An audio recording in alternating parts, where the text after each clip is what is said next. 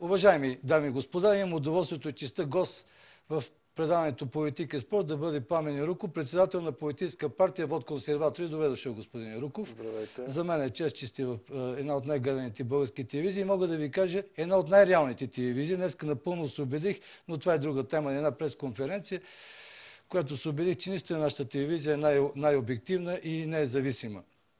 Няколко думи искам така да ви попитам. Вие отново се връщате в политиката. Да. Какво ви така даде този импулс отново да бъдете в... Аз реално не съм се откъсвал прекалено много от политиката, но от миналата година, когато регистрирахме политическа партия ВОД консерватори, решихме да довършим това, което започнахме 2007-2008 година, създавайки една нова модерна политическа платформа, която има за цел да промени това статукво, което от последните 22 години, това непрекъснато въртене в кръг, което прави така, че продължаваме да сме най-бедната страна в Европейския съюз, което така не дава никаква перспектива нито за справедлив социален живот, нито за най-важното нещо, за икономическо развитие. За първи път ние предлагаме една промяна, но не е промяна на хората, които управляват, ами промяна на матрицата на управление. Тоест, чрез системен подход да се променят нещата. Ще говорим с това с вас малко по-късно. Аз искам да продължа оттам, където завърших. Защото едно е да си уважаван преподавател, да си уважаван треньор, да си създал олимпийски шампион, друго е да си политик.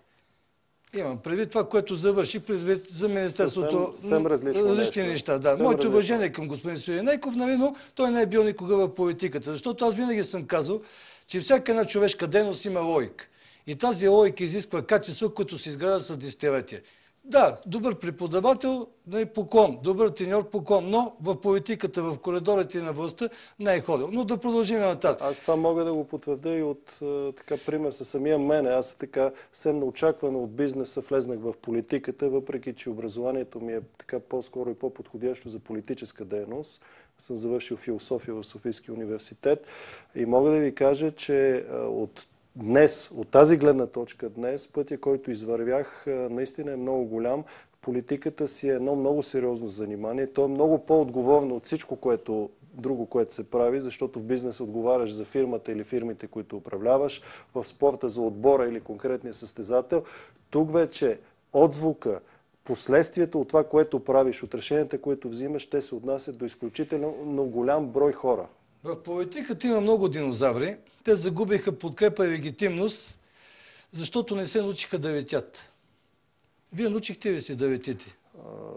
Да, мисля, че много добре се научих да летя. Още повече, че последните 2 години така направих едно ново образование, завърших Executive MBA, който помогна много ме школува много добре за подготовка вече както в публичното управление, така и на големи международни корпорации. Този въпрос ви го задам, защото живеем в епоха на глобализация, в нова епоха, за която обаче мислим с традиционните си политически представи. Затова, за да си съвременен политик, трябва наистина да се научиш да летиш, защото няма нищо по-хубаво да си динозавър, но който да можеш да летиш. И още нещо тук. Вие много важна тема засягате.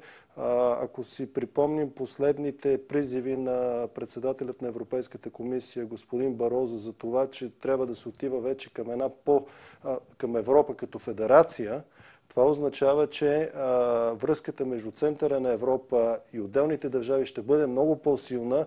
От това следва, че на нас вече ще ни трябва друг тип политици. Ще ни трябва политици, които могат да бъдат политици в България, но трябва да могат да бъдат и политици в Брюксел. Тоест най-малкото, което те трябва да знаят 2 езика, за да могат да общуват спокойно. ВОД консерватори, с какви идеи и програми излизате на политическата сцена? Аз само искам да ви кажа, запознах се малко с вашите послания. Консерватизма е нещо повече от политическа идея. Консерватизма защитава силата на индивида над властта на държавата. С няколко думички така, само да обясните на нашите уважаеми зрители какво иска да кажете с това нещо. С това искам да кажа, че големите проблеми на нашето общество се състоят в това, че след 1989 година тази стара, голяма, тоталитарна комунистическа държава, която беше завзела целия наш живот и която имаше преимущество пред всяко нещо, което се правеше. И в момента тези институции са останали в същия си вид и форма. И това е най-големия проблем на България. Примерно това означава, че законите, данъчните закони няма да бъдат направени, ние като дойдем да управляваме, няма да бъдат направени в полза на данъчната администрация или на държавата, ще бъдат направени така, че да са по-лесни и да са удобни за бизнеса, защото той е носител на икономически растеж. Това е най-малкото, което означава един съвсем ежедневен пример за всяко нещо да ти искат свидетелство за съдимост, нещо, което примерно държавата си го има при нея и трябва да си провери в компютрите дали си съден или не си съден, а трябва да губи на човека време да го разкарва, да даде 7,50 в София или 10 лева някъде на друго място за това нещо. Точно конкретно ще Тоест има много такива примери, с които държавата просто пречи, а не помага. На бизнеса. Не само на бизнеса, но и на отделния гражданин. По стара традиция на старите служби на държавна сигурност, все още службите, институциите влизат в зоната на личното пространство на хората, а по същото време администрацията крие неща, които са все едно секретни. Тоест не искаме това да стане обратно. Голямата политика все повече е в режим на правонодумство. С какъв политически проект вод консерватор е по-добър от останалите? Той е по-добър по-успешен, да кажем. Той е по-добър с това, че има ясна и конкретна платформа, която казва стъпките от А до Я, по какъв начин могат да се постигнат промените. Ако искаме да имаме едно добро управление, означава, че трябва да сменим начина, по който се избират народните представители. В момента се гласува за партии, затова партиите са много, хората се обезличават, няма никаква политика. Дори в пресата, като погледнете, ще видите, че в крайна сметка еднолично всеки от лидерите на партиите подрежда хората, които ще бъдат в листите. Тези, които гласуват за тях, не знаят кои са и така нататък. Искаме разделение между политическите и административните функции, за да няма такива случаи като това тази. Това идеи за промени ли са, които са наложителни? Това е цяла система, една след друга, която след това ще доведе до едно следствие. Да вземем примера в момента актуално избора на Висш съдебен съвет. Този Висш съдебен съвет, колкото и прозрачен да бъде, той е политизиран, знаете ли, по една много елементарна причина, защото се избира с обикновено мнозинство. Ако той се избираше както оригиналите, от които е преписвано, с квалифицирано мнозинство от 2/3, тогава самата система щеше да направи така, че хората, които ще се изберат вътре, ще бъдат много по-консенсусни и много по-добри професионални авторитети. Аз ви поздравявам за това нещо, защото за тези промени има историко-социална потребност в момента за тези вашите идеи. Ако не станат тези промени, нищо няма да се промени. Който и да дойде да управлява, виждате, че матрицата е направена такава. Който и да влезе, излиза по един кълъп. Става един и същи. Политиката е идея за съвместен живот. Към кои социални слоеве отправяте послание? Първото послание, което отправяме, това е към активните хора, към тези, които градят икономиката на България. Това е към хората, които са изявени в своите професии, адвокати, лекари, учители. Това са хората, които трябва тези наши идеи, които имаме, да ги пренесат към всички тези други, които са близко около тях. Кое е фундаменталното предизвикателство пред вод консерватори? С няколко думи. Фундаменталното е тези много добри и ясно подредени идеи да бъдат чути и разбрани от колкото се може повече хора. Виждам, че сте живяли една така оздравителен процес на самосъзнаване на граници, които не трябва да се прекусяват, за което ви поздравявам. Можем ли в този прекрасен ден, 20 септември, да сложим начало за нови надежди за българите? Според мен можем, тъй като ние сме свършили достатъчно голяма работа преди това.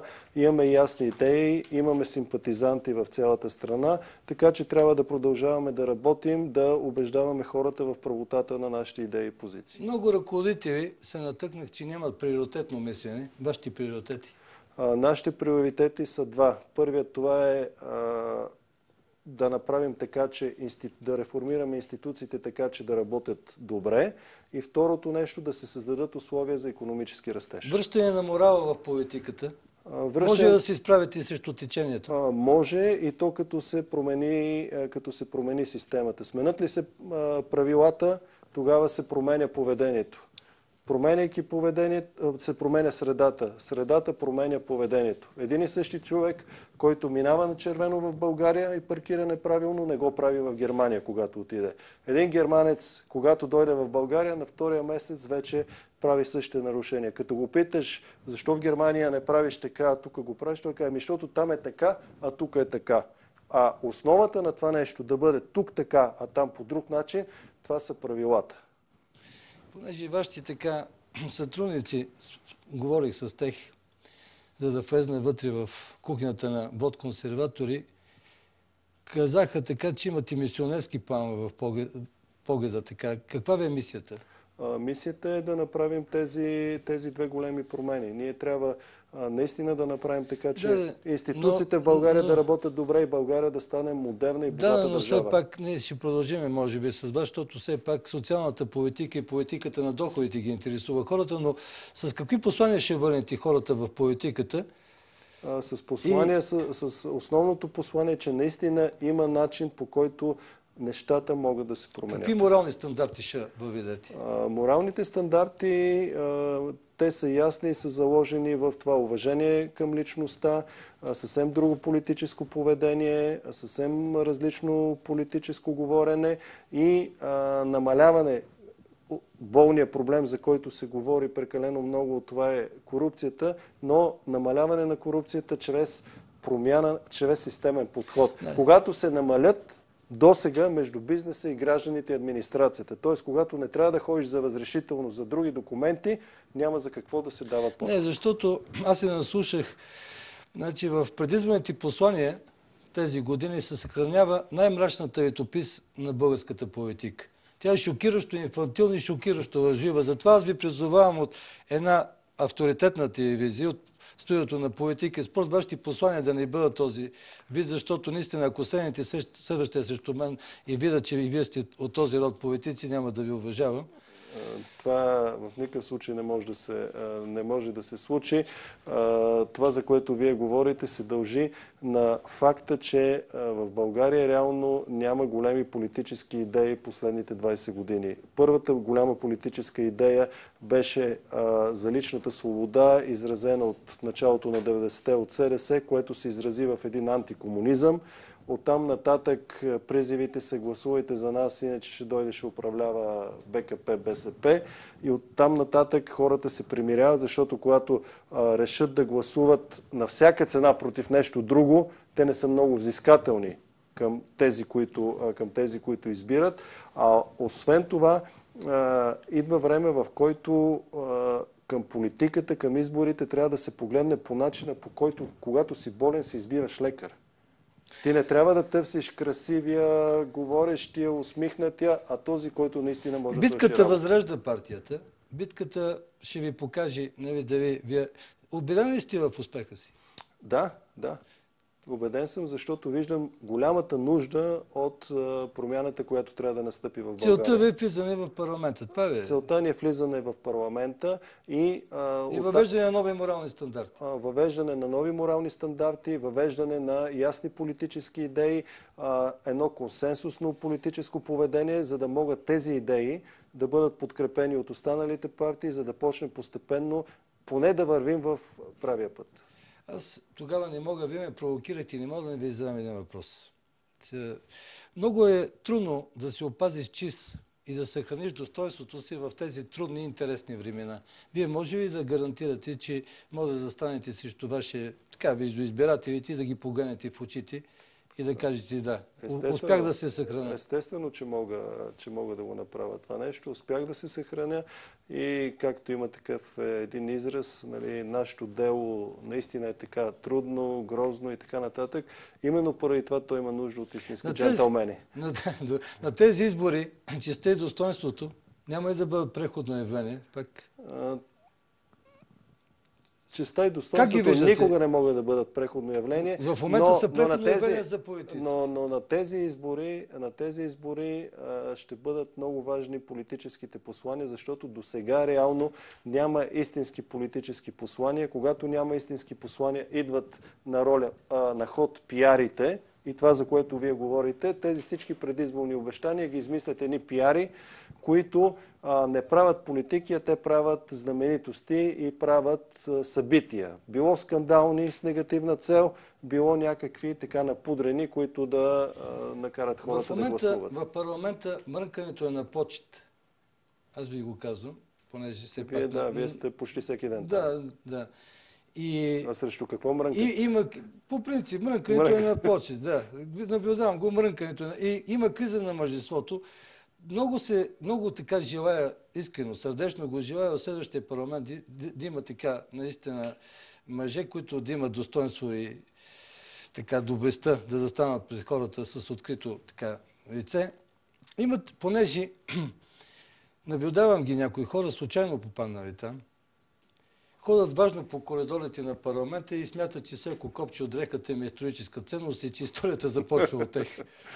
Вие имате ли чувство за реализъм и пренственост, защото много така важни политически качества са това нещо. Реализма и чувството за пренственост. Защото ние всичко отричаме и започваме от начало и затова... Това се дължи на двете господстващи идеи. Едната е социалистическата, другата последните 20 години този стихиен либерализъм, който възниква и който те са агресивни, трябва да бъде само по техния начин. Тоест ние минахме от едната крайност на махалото към другата. Консервативният подход е точно реалният подход. Консерватизма приема нещата такива каквито са и действа според обстановката за това, което е най-добре за добруването на хората. И това, което вие говорите за приемствеността, това е нещо много важно. Защото за консерватизма обществото е като жив организъм. То се развива като едно малко дете. А ако едно дете на 12 години не е добро по математика, не можеш да го върнеш на една година и да почнеш да го учиш наново. Тук веднага ще ви кажа, че тези 23 години политиката в България е на пунктирана линия. И затова в момента ние сме в това положение в момента. Както икономически, така и нравствено, така и културно във всяко едно отношение. Но какво не трябва да забравяме? Ние никога не трябва да забравяме, че всичко, което правим, има своите очаквани и най-вече неочаквани последствия. Аз ви пожелавам успех, защото наистина в България има нужда от нови лица, нова политика, защото ако някои жестикулиращи политици спрят да говорят, света ще стане по-добър. Желая ви успех, да сте живи и здрав. Тема с продължение, защото не можах времето да не достигне за вашите икономически виждания, за вашата икономическа програма, което е... в момента са най-важните проблеми на България. Дневният ред на хората, даже включително и на мен, и на всички останали. Желая ви успех, да сте жив и здрав.